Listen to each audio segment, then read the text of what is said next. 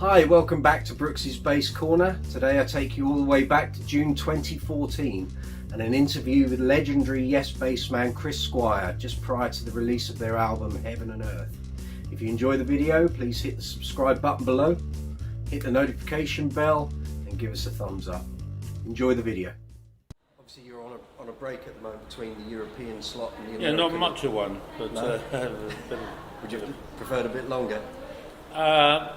Personally, yeah, but it's okay. Because I was looking at the schedule, I think you've got something like 36 or 38 dates within 2 months. It's quite busy. Yeah, we're quite busy. We get a break then though for 2 or 3 months. Okay. So that'll be good. I actually have spent 9 days at my house this year, and there's got to be a tax loophole for that.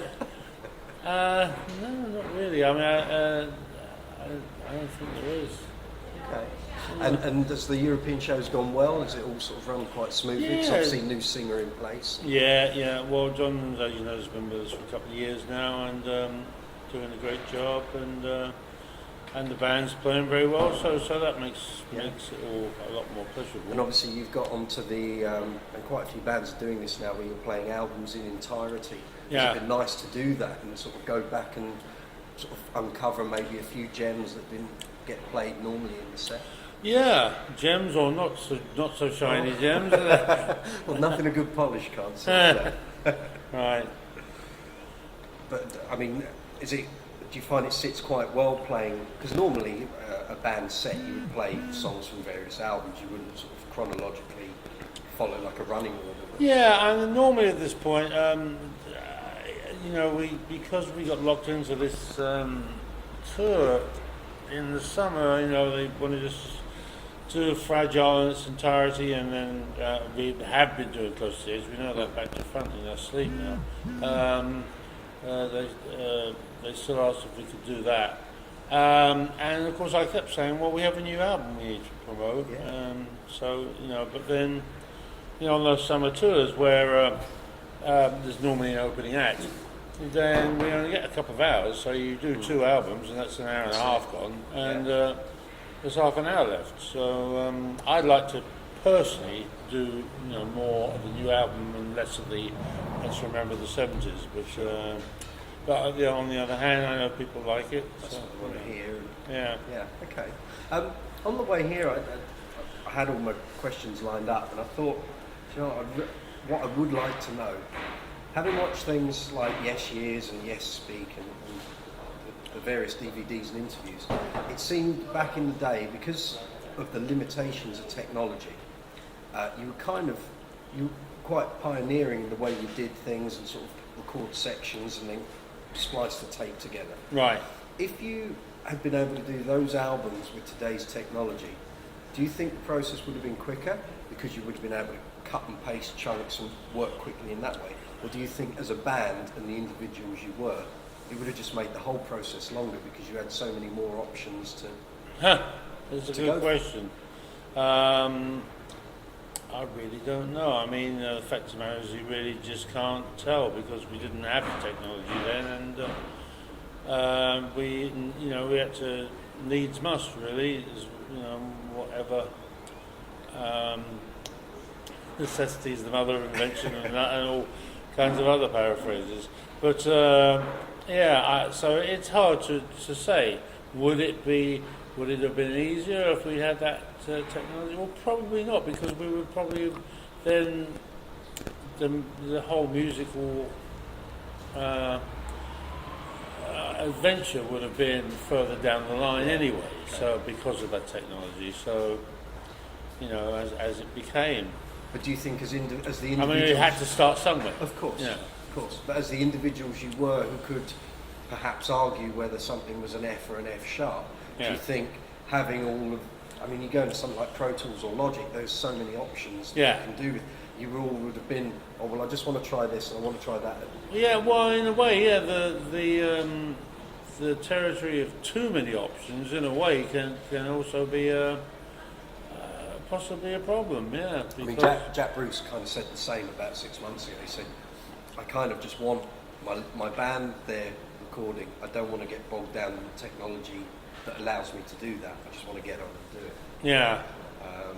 And his point was, if we tried to do Cream back in those days with that technology, we would have just been chasing our backsides round and round and round, because there would have been so many options to how does something sound if we put this on it and that on it, and rather than the actual, like with any Well, there offer. is that. Yeah, I mean, the limiting factor, it puts you in, put you us in a position where you had to come up with something that you could come up with, and as a result of that, maybe the Cream came to the top. Yeah, on yeah. Quite a few of those albums. Yeah, it's a hypothetical that you just can't really say, actually. So there's no clear answer to that. Okay. Going to some of the older albums, and obviously where you're doing the full albums in the set now, certain songs that maybe weren't played back in the day or even since. Has it been difficult? Because obviously the lineup has changed. There's you and Alan, obviously, and Steve's there. Do you find going back to some of these things maybe that have never been played slightly difficult, or is it a second nature, or is it, there's a certain charm about these songs? Maybe we should have brought some of these in sooner. Well, a lot of those songs that we were doing in the 3-album show, a lot of them we have played over the years, like Awaken, and from time to time we've even done the tricky songs from Going for the One, like Turn of the Century. We did that in the 90s show around the Keys to Ascension era, and so none of it was really blind. Parallels we've done here and there in sets over the years, from Going for the One itself, the song, and that about wraps that album up. And of course, one of the stories we relatively simple when we've done that over the years, and then most of the songs from the Yes album, apart from Adventure, which we never played. Although we did have a version of it that we used to play before we recorded it, which was completely different, which was a lot more of a jazzy kind of version of it. And when we came to record it for the Yes album, we consciously decided to make it simple. Not quite sure why, but I think we just wanted to make it more straightforward. And but it's not that straightforward, because the guitar parts are in 3 and the bass and drums are in 4. So it was a Yesy thing. But for some reason, after we finished the Yes album, we never ever put it in a set, and until we had to. Because maybe you felt it was stronger material to play. Probably that, yeah.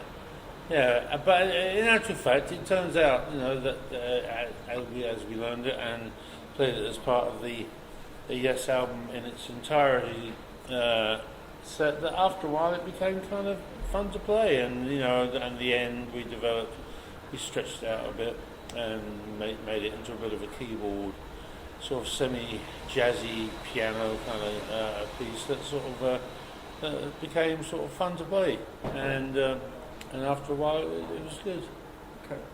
So, but everything else, all of the Close to the Edge songs, we've done from time to time over the years. The thing that we're now they asked us if we could do the Fragile album. I mean, the 4 main band songs are no problem. We've done all of those over the years too. But the little solo pieces were all very studio oriented. And like the original version of The Fish, even though I did do a live version, which was completely different, and just much more of a performance piece as a bass guitar solo. The original was like about 16 bass guitar overdubs, so I'm still figuring out how exactly to do that and make it sound like the original record. I mean, it sounds good on the original record, but I've got to employ a bit of technology to do that you live. need a few looping pedals. Yeah, a few things got to come in. Okay. it dawned on me actually, preparing for this, that you and Alan have been working together for 41 years as a rhythm section, which in the current sort of musical climate is something to be rather proud of. Yeah. As a drummer, obviously came after Bill, and Bill was only there for a short time, but very different styles and sounds. Alan as a drummer to play with, and you obviously being the bass player, I mean, what are his pros, what are his cons? As a person to work with, has he made your job easier?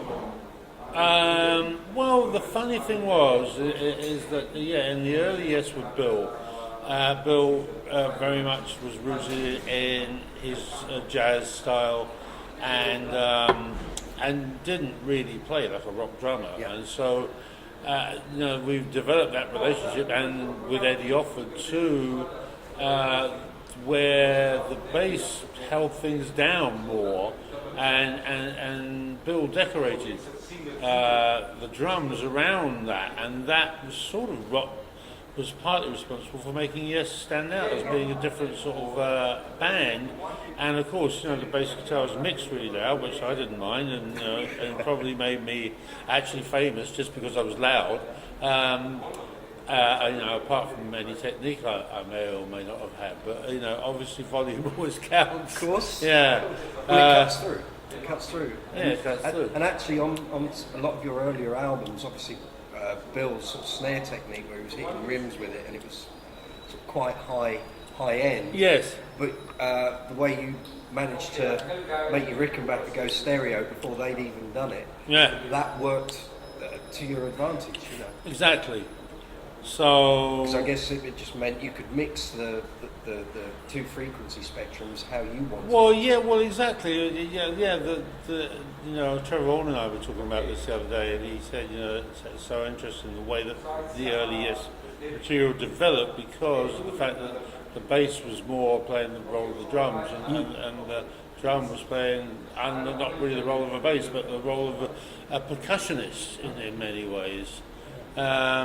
And a lot of Bill's bass drums were very offbeat and jazzy type things, and of course when Alan came along, it was almost like a 180-degree change. Yeah. Because I'll be honest, when I think John Anderson suggested Alan, my first thought was, well, okay, Alan's a really nice guy, because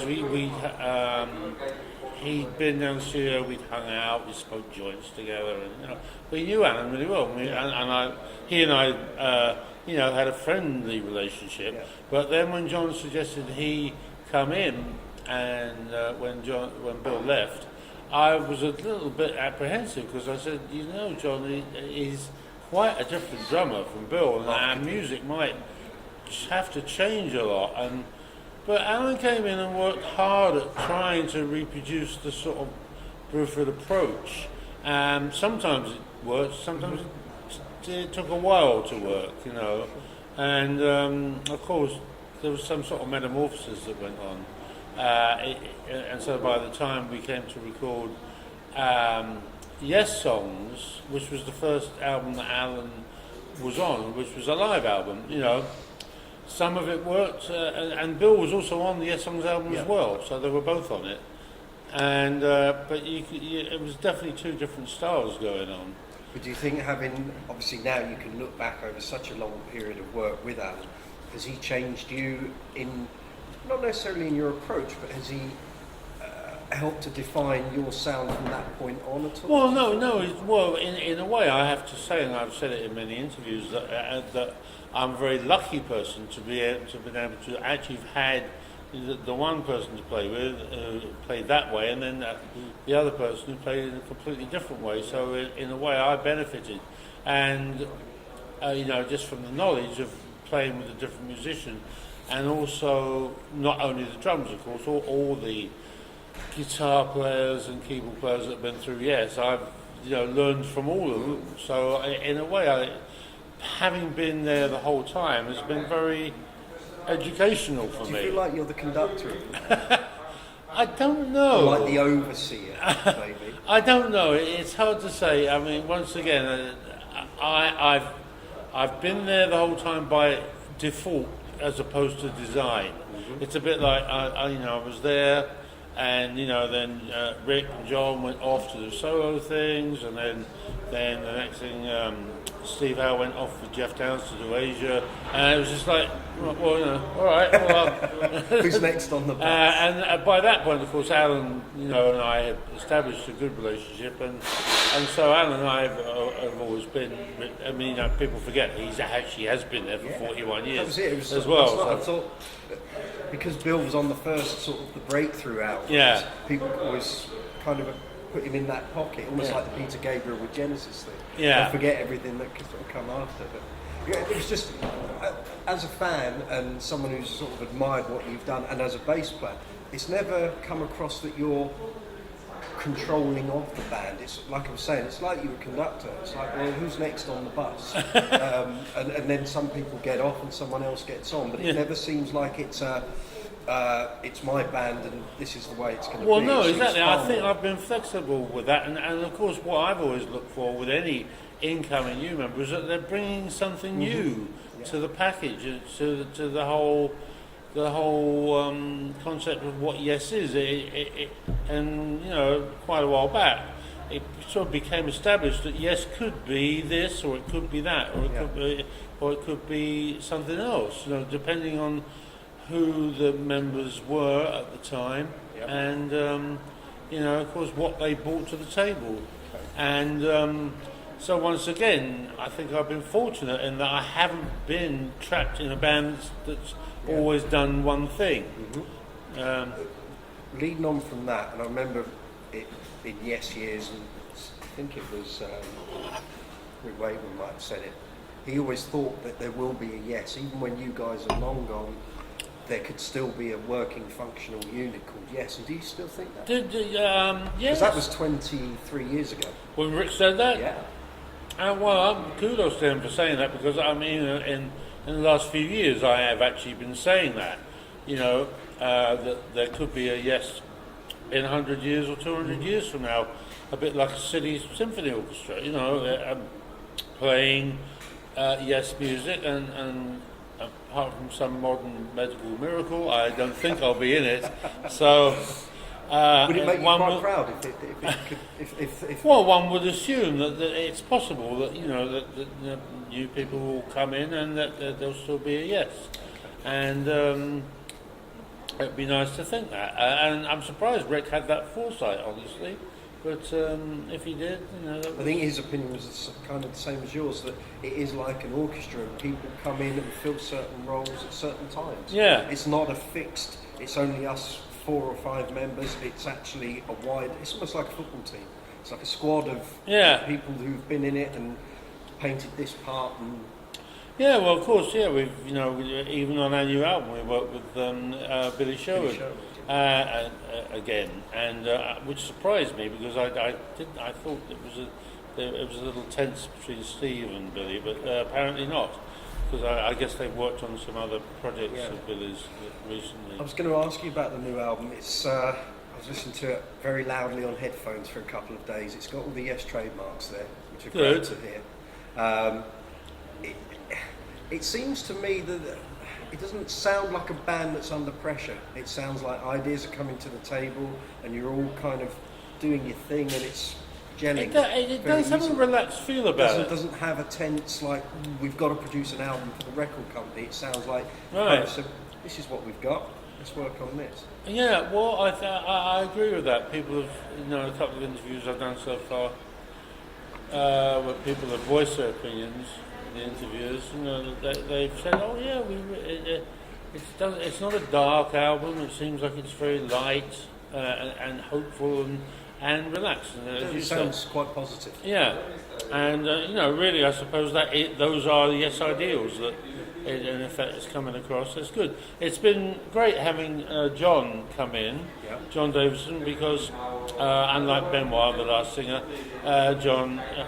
Is and has been for a while in his life, a musician. He's a really good bass player actually, and plays better guitar, better keyboards as well. But he's also a writer, and as I said, unlike Benoit, wasn't really a writer.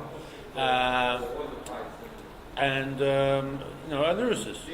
So so we benefited from getting someone in with fresh ideas, and it's like another cog in the Yes machine has turned, to accept his input. And I encouraged it that everyone should work with John, and that's how we ended up. Me doing a couple of songs with him, Steve doing a couple of songs with him, Jeff and Alan, and so a lot of that. And I'm assuming he's had some of these ideas in his back pocket for a while, and so we've been enabled him to put them into practicality. Okay. And the writing process for this album and the recording, have you been able to do that at kind of your own pace? You're not being sort of frog marched by a record company or management, well, saying you've got to get an album? Totally, not totally. I mean, we did have a deadline, which we missed.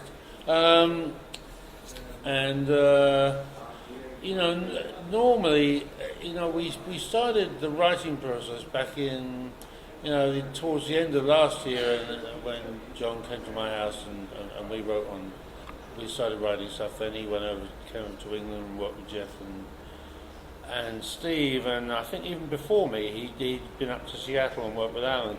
So, and that was all fairly relaxed, but then, Christmas was over with, and then we realised, oh my God, we've got to actually do this. And so we all went to LA, to work with Roy, Thomas Baker, and, was that and of course, we thought, we really do have to go in the studio, into the rehearsal room for a week or so, and try and sort out which, because there was obviously a bit more material than the 8 songs we used, so we've got to decide which ones we're going to do and how, and everyone's got to learn parts to everybody else's song, and I've been working a bit on that at home, because we had a demo reel that we're all sharing around. So, but then there we were at the beginning of January, and we realised, oh my God, we actually do have this Canadian tour to do in March. Yeah. And normally a Yes album is a 4 or 5 month process. I mean, fly from here it took that long, and and that I guess it's a fairly sort of like relaxed pace. But so we had to realise that we only had half the time to do this album, so we had to start getting in the studio earlier and leaving later. And towards the end, of course, we Jeff and Steve were overdubbing keyboard and guitar parts with Roy in one studio. I was with Billy in another studio doing harmonies, and Alan was in another studio doing percussion parts. And, so the last 2 or 3 weeks were sort of a bit of a blur, and and of course I didn't even know what guitar parts were being put on or what keyboard parts, because I was just totally entrenched in doing vocals. And it was all done, and we actually kind of got a vague idea of what everyone had done, that we could even see, how to proceed into the mixing stage. And Roy was a bit, bit concerned too that he didn't really have the full picture, and then we had problems with studio that we had booked, and we couldn't then use for the mixing, and then a friend of mine in Arizona who has a pretty good studio offered his studio to Roy, and then Roy went there, wasn't too keen on some of it, and like 3 weeks later none of the mixing was being done, and we just sort of said, well, we know if we give it to Billy to mix, he'll be able to just get right on it in his home studio, and because he knows the Yes picture very well, and he did a great job. It took about a week to mix the whole thing. Yeah, sounds good. Sounds really good. Yeah. Under a bit of close scrutiny with headphones. It sounds really good. Yeah, so stuff. Let me think. I'll try and get through these as quick as I can for you. Obviously, Trevor Horn was producer for 90125 and started Big Generator. No mean bass player himself. So when going back to that time, obviously you had your style, and the way he plays, quite a fretless kind of guy, quite fluid. Yeah. With his producer hat on, were you quite happy for him to say, try this. What do you think about that? Or were you quite sort of guarded over your bass role? So this is what I'm doing. I don't know, not really, because Trevor was a big fan of Yes. I mean, I'm presumably was a fan of mine as well in that picture, and ever since I've ever worked with Trevor, initially of course as a member of Yes on the drama album. We've always, it's been pretty fluid between us, and most of his suggestions I've gone, I think that's great. Yeah.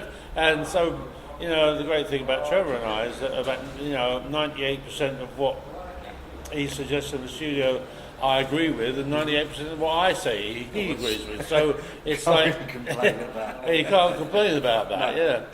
And the other 2% is easily resolved, so it's not... So... Yeah, I've always had a good relationship. I've never seen any of that mentioned in an interview, and I just thought, because I really like Trevor's bass player as much as I like yours. I do too. I wonder how, with Trevor's production head on, not being the bass player, and obviously you've kind of got your own ideas on what you would... I mean, it's quite an odd time for the band. On Drama, he did actually play bass on the track. And Yeah. I played the piano. I wrote that song on the piano. Okay. Right. One question I wanted to ask you. You have your own unique style of playing and a fabulous tone.